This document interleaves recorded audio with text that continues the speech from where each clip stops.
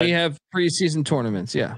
Yeah, we've got some MTEs. We did this with conference tournaments and MTEs last year. Figured why not run it back. The Myrtle Beach Invitational tips off tomorrow early, so we're going to put this out as a separate video as well as soon as this stream ends. But the Myrtle Beach Invitational odds to be the outright winner of this bracket: Princeton plus 225, Bradley plus 260, South Florida plus 375, Ohio plus 800, Middle Tennessee plus 800, Texas State 10-1, Wright State 25-1, and Portland 80-1. We don't have to pick the entire bracket here. We'll be picking all of these games day by day, but I figured it might be nice to throw around a future bet or two on this one, and then Charleston Classic also has some odds, and we'll do that straight after this. So Colby, what are your thoughts on the Myrtle Beach bracket here? Fire. By the way, we just cashed on Idaho State, so 16-5 on the live number there, Mac. It's fun. Look, maybe not. A few years ago, I feel like it had Baylor and some heavy hitters, and I actually considered going to this. Just I couldn't get these bastards to go. It's hard to sell your wife on, hey, you want to go watch? I'm gonna go down there and I'm gonna watch 4 basketball games. Right? She's like, look, I'll go to one game. After that, you can eat shit and die. Yeah, I mean, look, it's not as sexy as years previously, but I still think it's like it's got good teams in it, like good culture 100%. Teams. You know, I mean, look at Ohio. They beat Virginia in the NCAA tournament back with Ben Vanderplas. Middle Tennessee, Kermit Davis. They had a decent run. Remember they got Sparty as a 215, if memory serves me correct. Yeah. South Florida obviously last year was good, and obviously they're dealing with a tough situation this year. But that's a fun one. I would love to see them win this thing. The Portland Pilots the other night almost knocked off Oregon. Bradley would shit, like I mentioned. I don't know if it was last night or I don't know if it was on the radio today, but they've been good for a long time. Bradley, back to the days of Hershey Hawkins.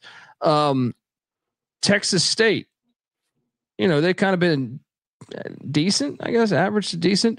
But Princeton, I don't need to say much more. Princeton's always been good. Wright State has a good culture. So I mean, it's fun to me. Like the TMZ heads aren't going to be watching this, but I will, and I'm on board with these games. How about you, Mac? Yeah, you got some good mid-majors, good storylines, and I think too it's a pretty open field. I just looked at the odds for all 4 games. They're all single digits. There's not a heavy 1 seed playing an 8 seed that, hey, they're laying 22.5 in game 1.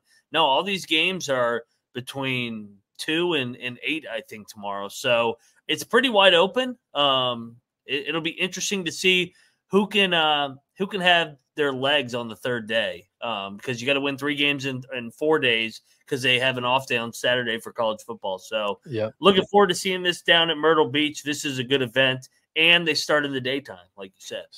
So how we've done this in the past is each one of us have picked one favorite and then one dark horse, or AKA long shot, for each conference tournament or each MTE that offers these futures odds.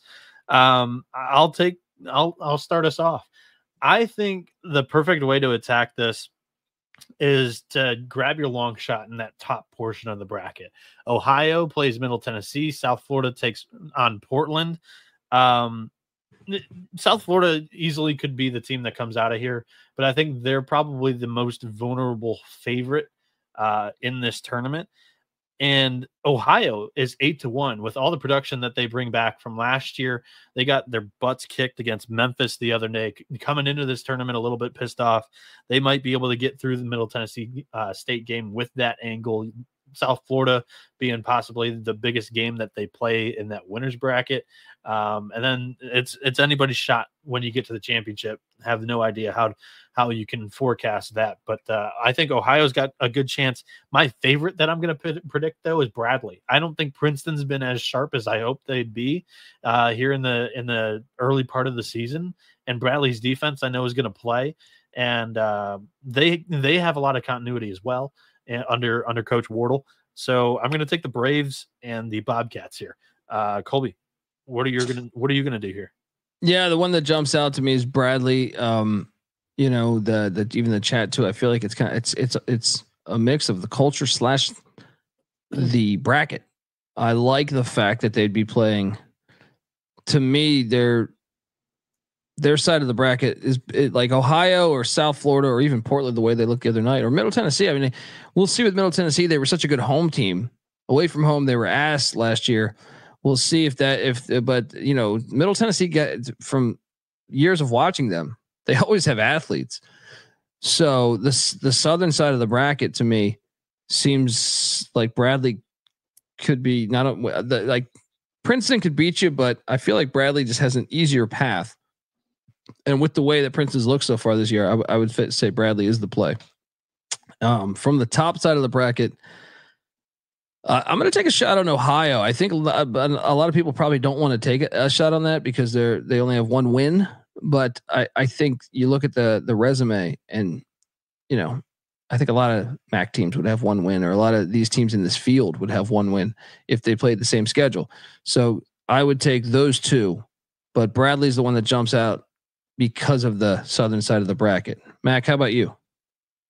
Yeah, I'm trying to think who I think will have any home court. I don't think that we're going to have a clear fan base that travels. Maybe Bradley.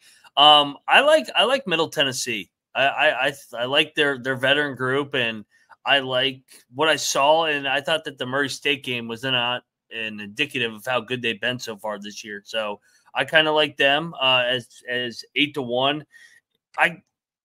Texas State is going to be interesting because Bradley's not the same team away from Peoria. So I think I may take a shot on Texas State 10-1 and then Middle Tennessee 8-1.